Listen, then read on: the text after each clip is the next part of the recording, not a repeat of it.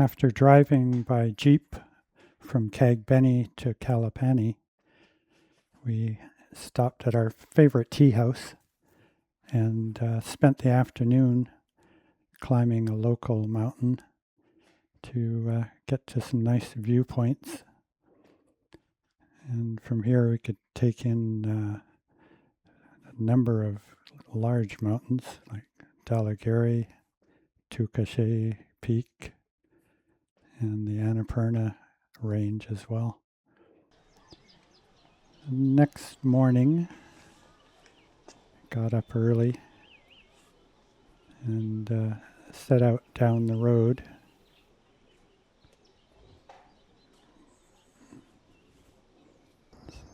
And took in some of the locals still using oxen and wooden plows.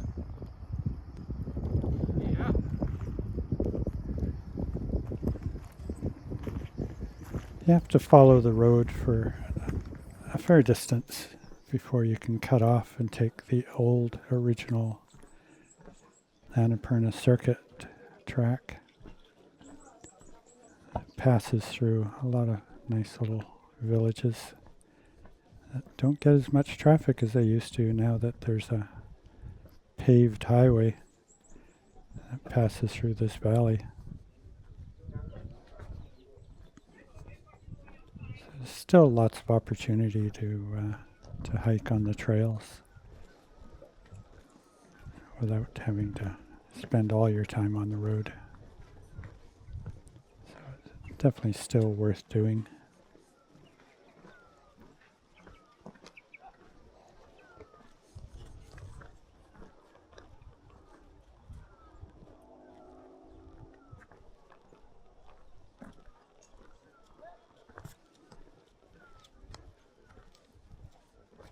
Namaste.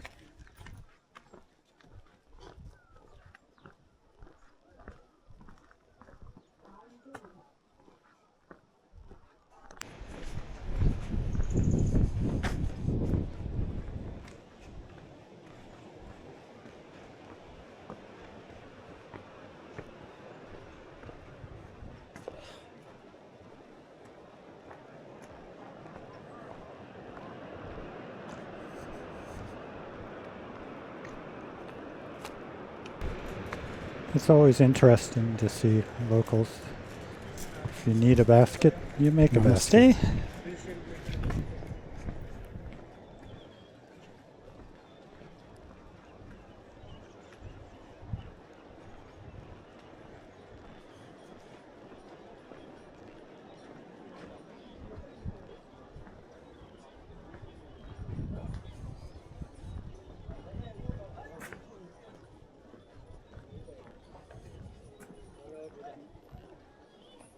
Namaste. Namaste. Namaste. How are you? Good. Good morning. Good morning also. Yes.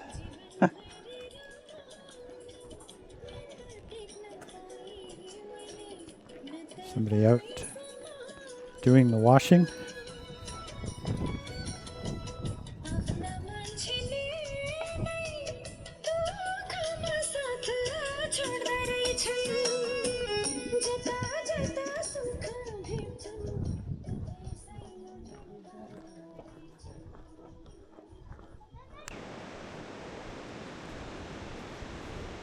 Got an opportunity to cross the river, this suspension bridge. Put us onto some quieter trails on the far side of the river, away from the highway.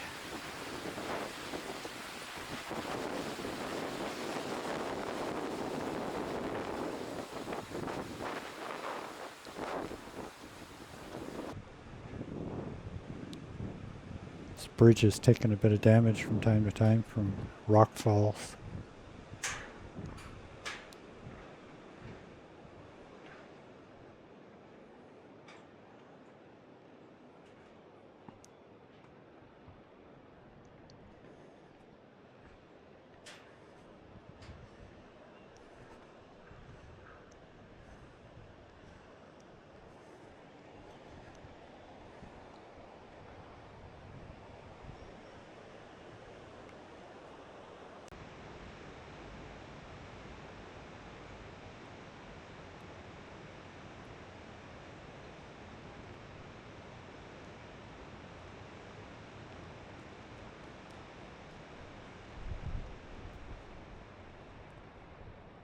after spending some time on this side of the river on these trails.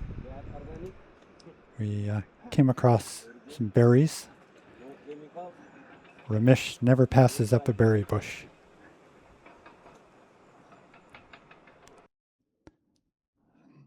Some local ducks on the side of the road. And this is probably the village where we stopped for lunch along the way. A little marijuana growing out of the cracks. Find it everywhere along these trails. Banana trees. Local bananas are quite good, actually. Lots of flowering cactuses at this time of year.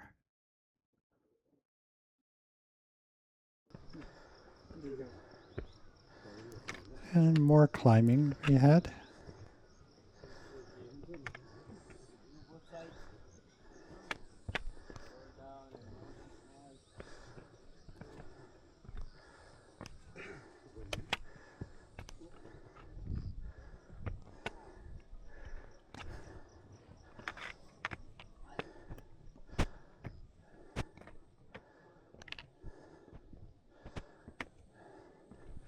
Not so much. My eyeglasses slide down my nose.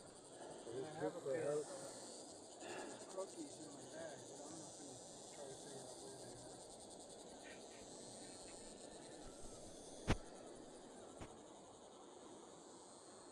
they are. Okay, might say we're moving up in this world.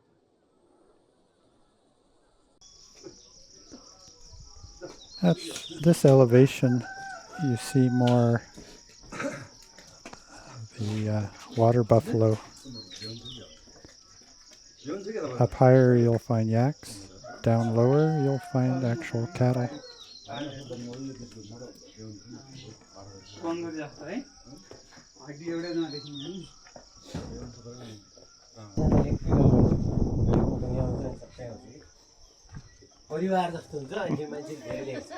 We spent a night at Tatapani, and after Tatapani we climbed for most of the morning till we arrived here in Shika, one of my favorite stops.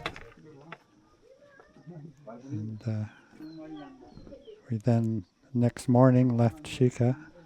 I was looking at the map, the high road here brings you up to that next town, Kunjang or something with a K. So we just have to go up there, that's all. Not there? Yeah. That place, right? Up there, yeah. So things got a whole lot greener on this particular part of the trail compared to part one of our trek, which was all dry and no vegetation. But there was 2 days of solid climbing to gain altitude to get us to Gorapani.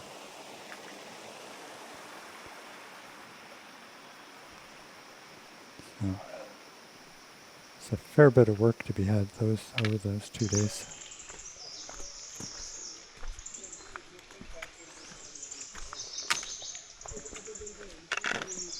But the trails are very pleasant, extremely green.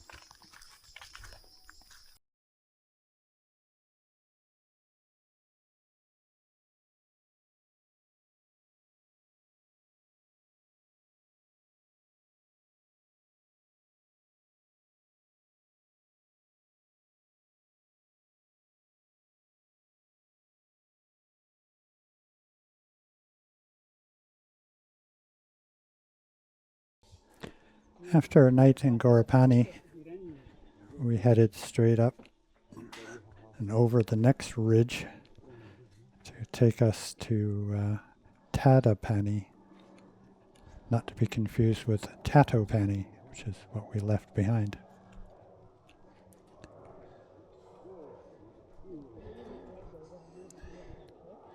We actually chose not to go up on the Poon Hill at 5 o'clock in the morning, as we usually do in Gorapani. The views are usually very good up there, but it was a foggy morning, so it really wasn't worth getting up that early. The hike to Tadapani includes these huge rhododendron forests. Unfortunately, they tend to flower in March and April, not in May as we are now.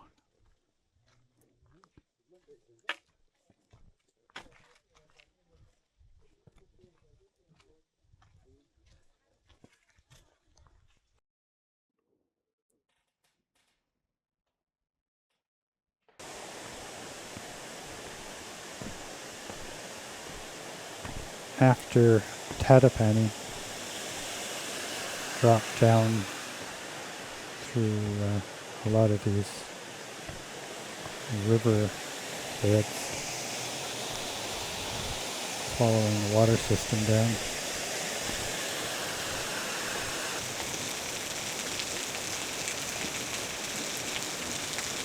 Definitely a lot more creeks and waterfalls through here compared to part one of our trip. It's quite a contrast.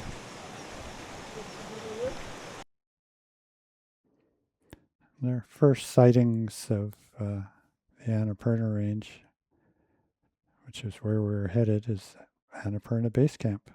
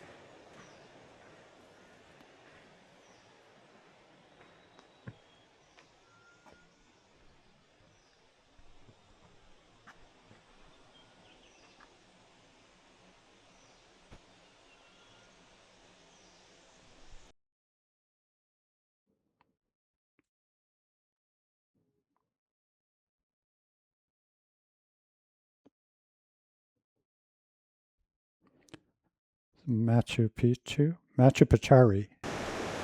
which is also called Fishtail Peak. And this is the suspension bridge after Chamrong, where we spent the night.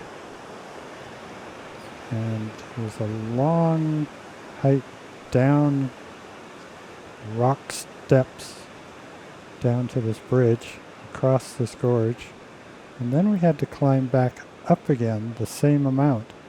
I think it was 1,000 steps that we had to climb. So it was a pretty tough morning.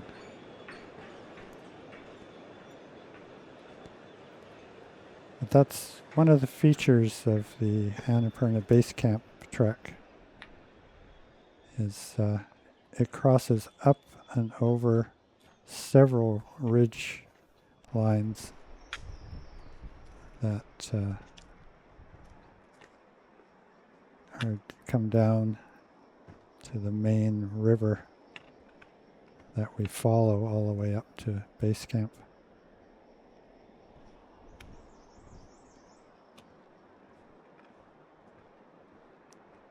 The weather was fairly decent for us, but we always did our hiking first thing in the morning, because by mid-afternoon it'd often be thunderstorms.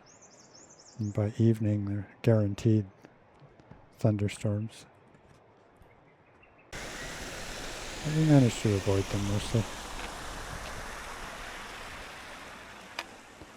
And plenty of river crossings.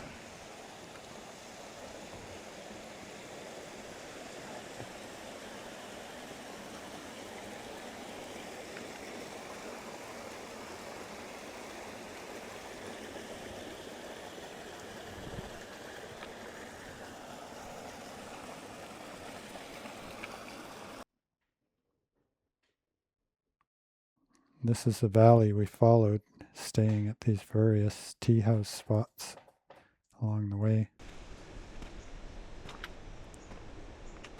The trail would vary from basically groomed slate steps into very rough sections of trail.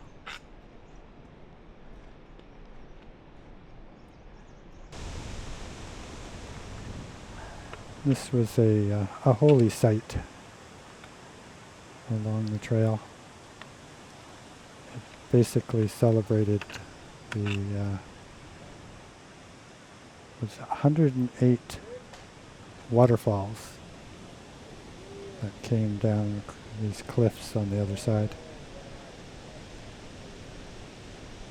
101 or 108 water spouts. It's a Hindu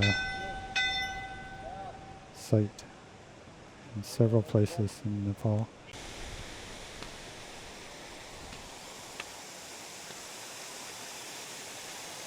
More water crossings.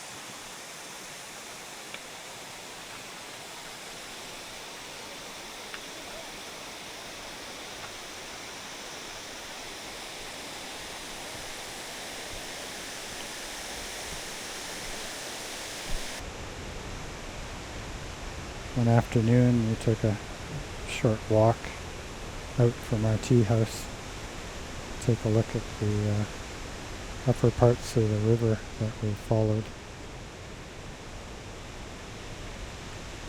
Ramesh meditating.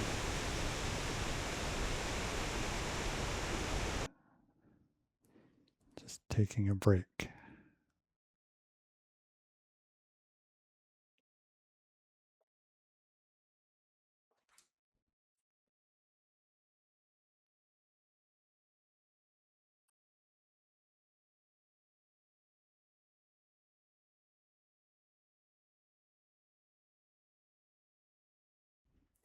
As we climbed higher, the valley narrowed. The tea houses were sparser. Some of the river crossings were a little makeshift. We started to run into old snowfields that were still left over from last winter.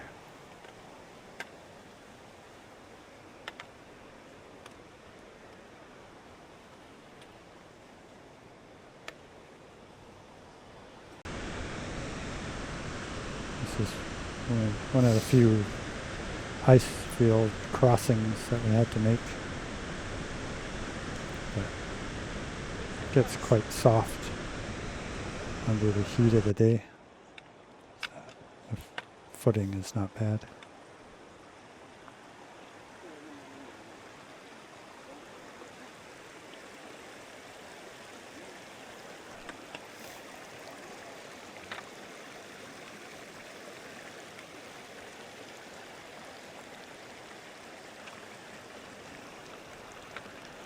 An old snow fan from an avalanche chute. And here we are approaching the Annapurna Sanctuary,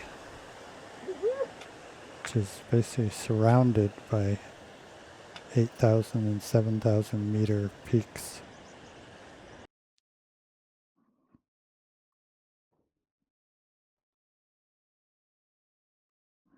See more and more snapshots of upcoming mountains.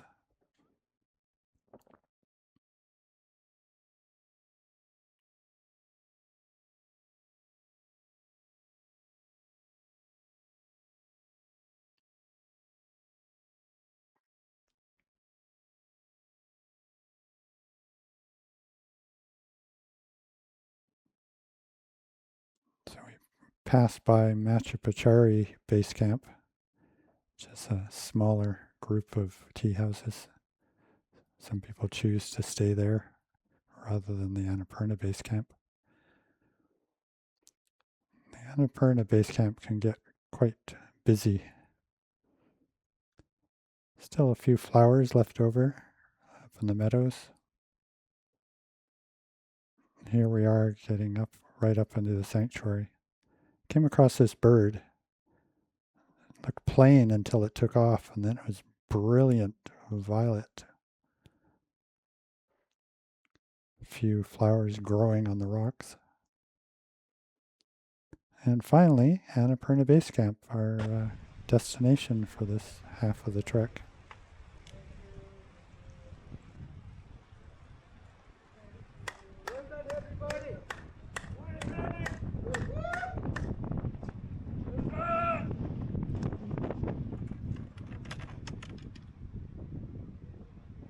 No matter where you look from base camp, there's huge mountains hanging over us.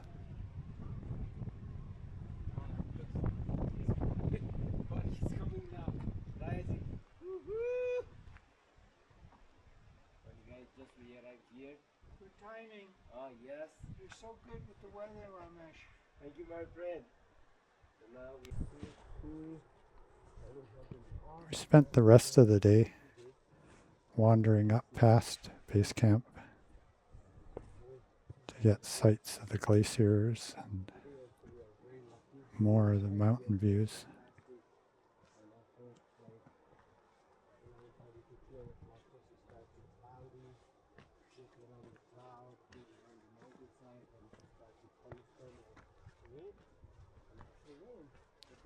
You actually have to be quite cautious in places because the trails lead right up to the edge of the cliffs above the glacier that runs past base camp.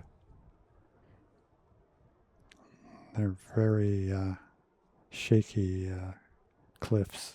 They're collapsing all the time. So you don't want to find yourself standing on unstable ground.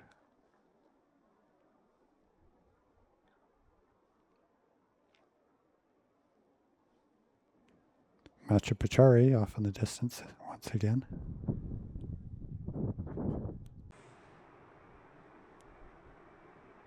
This is actually a glacier coming down from Annapurna. But it's almost completely covered with rocks, which have all rock falls coming off the sides of the glacier.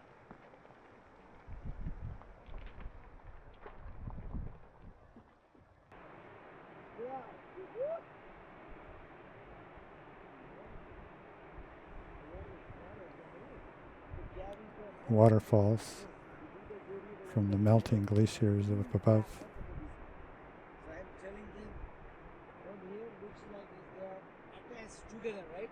Crystal are there, but there is huge gap in between the crystal and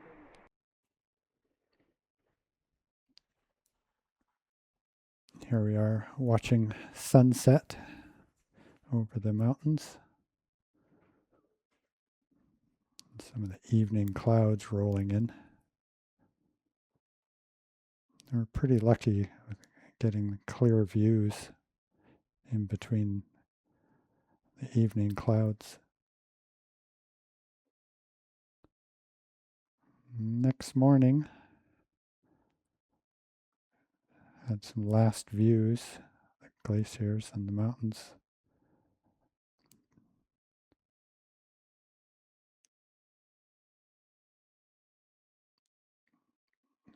Everybody was out watching the sunrise.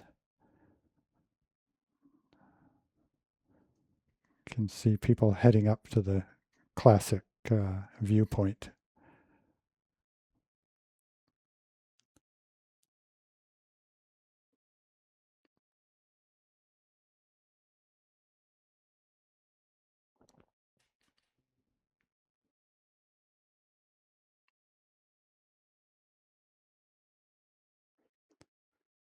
So after breakfast, we started our way down, back past Matravachari Base Camp.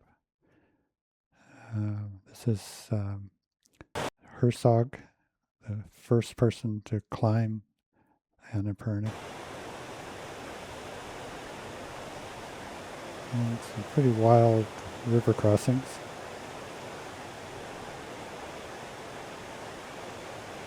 On our way down,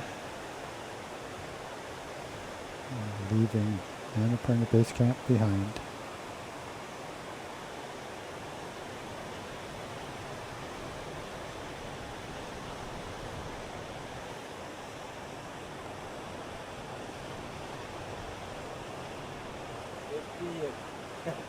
Run through here.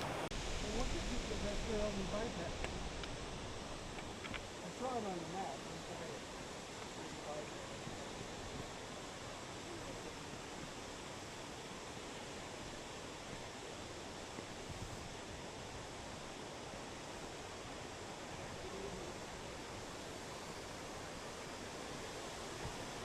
It's pretty wide.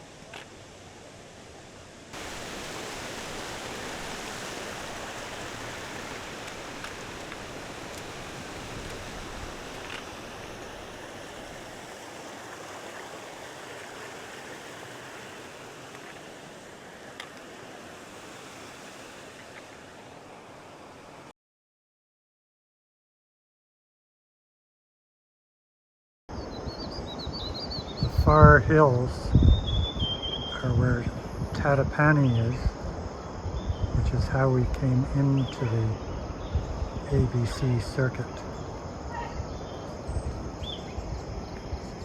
We actually came through Chomrong, which is at the top of this hill.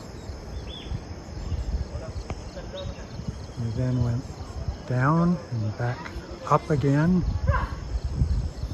into the far valley, which you can see with this V in the background, which is the direction you go in to get to Annapurna Base Camp.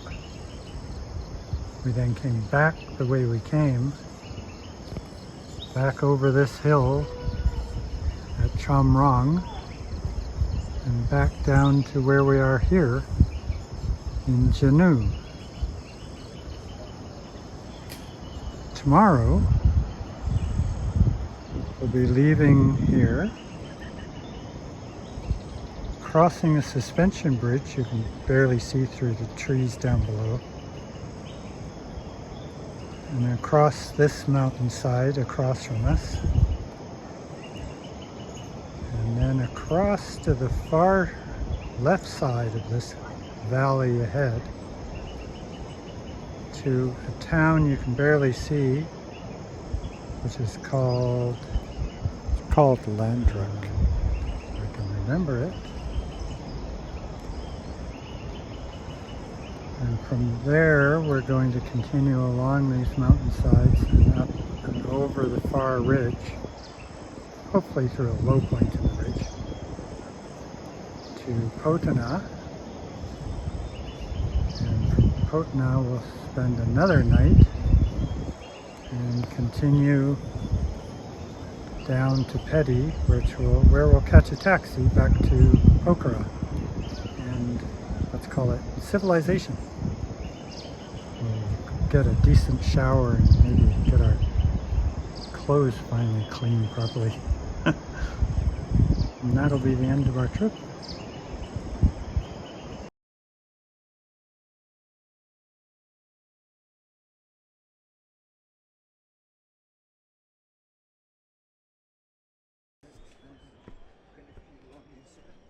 Yeah. So you can follow me. Ramesh Prasad Adhikari. So when you go to see, like just look, profile, yeah, and then everything you can watch it over there. So I make the Ramesh Prasad and Kat. Yeah.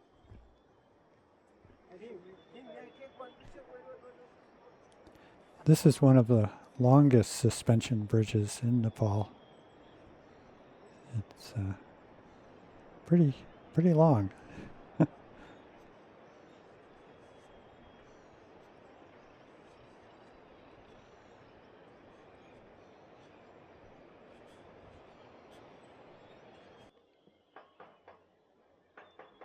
After crossing this bridge, we then took a little less used trail that traverses across this side of the hills.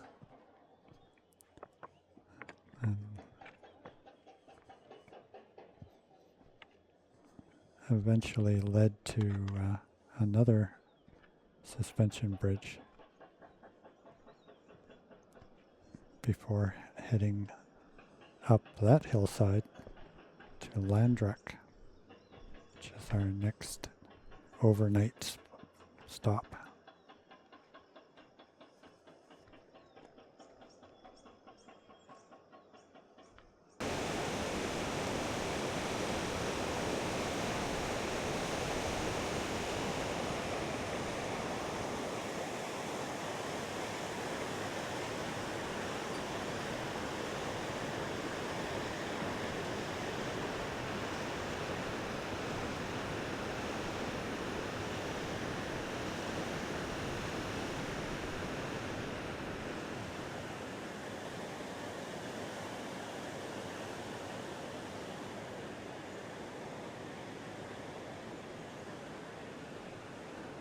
Landruk, just shortly before the next major bunch of thunderstorms came by. So the timing was good. I think we only spent maybe an hour or so walking in the rain for the entire trip. So we did well. Next morning, could see the low clouds rolling over the hills as a result of last night's rain.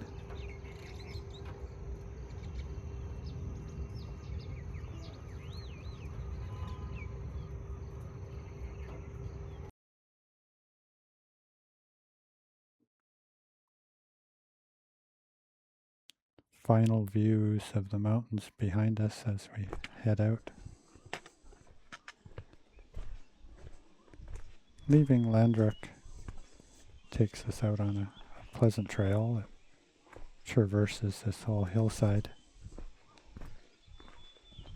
until it finally climbs upwards and over the top of the ridge, where you can see Pokhara up off in the distance. Some nice, very pleasant tea houses along the way with gardens, and including orchids, which are a little rare this time of year. There's a lot more of them early in the season. Sunset over the mountains. Next morning, we're in Pothana. In the afternoon, we took a hike up to a nearby village called Australia Base Camp. Unfortunately, we got caught in the shower along the way, but I carried an umbrella with us because I knew afternoons thunderstorms were a constant threat.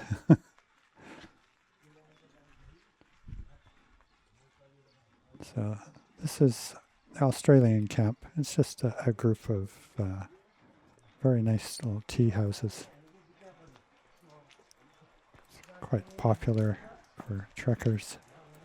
They're just doing a few days trekking in the area from Pokhara. we stopped in here and got some tea Sure. just in time to see another thunderhead coming in.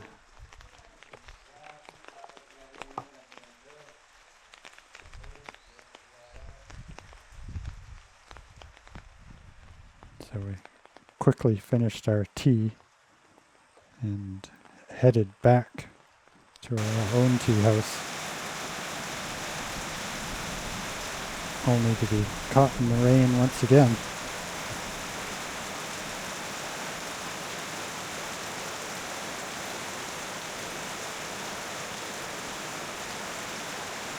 But Buddha, one of our porters, actually ran ahead and grabbed some more rain covers and umbrellas that allowed the rest of us to get back dry. A local dog.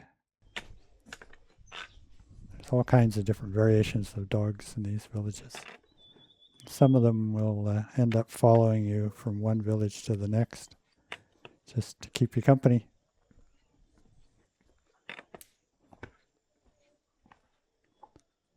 So this is us leaving Pothana. Namaste. Good morning.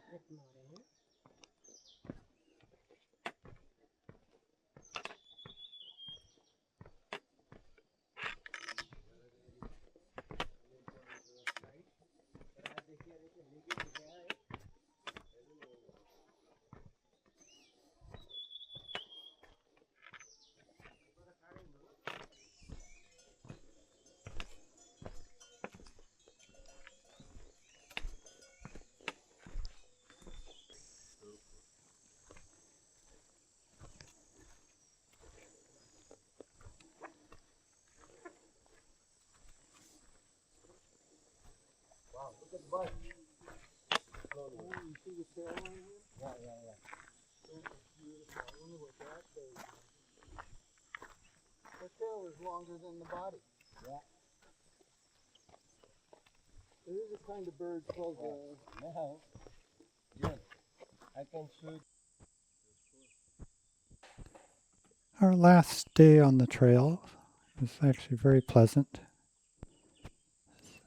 Mostly heading downwards towards our bus stop where we finished our trekking.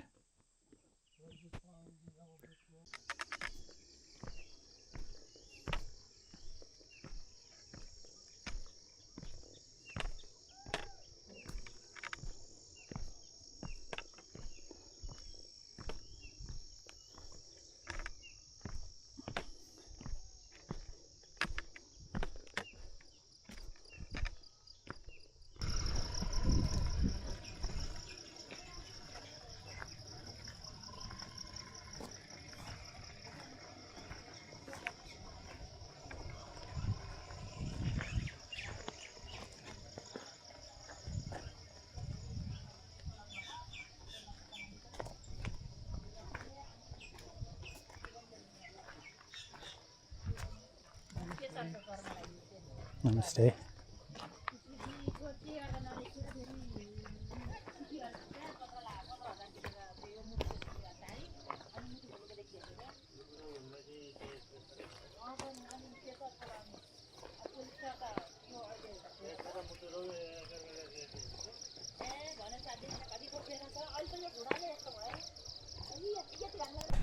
At the end of the trail, we caught a bus back into the outskirts of Pokhara,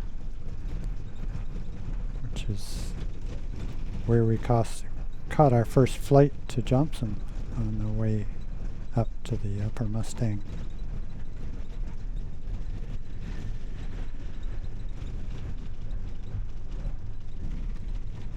The bus got extremely crowded by the time we got to the last stop, so it got a little tight. And here we switched over to a taxi that took us through downtown Pokhara to our hotel. And the next morning we took one of the domestic flights back to Kathmandu, where we ended our trip.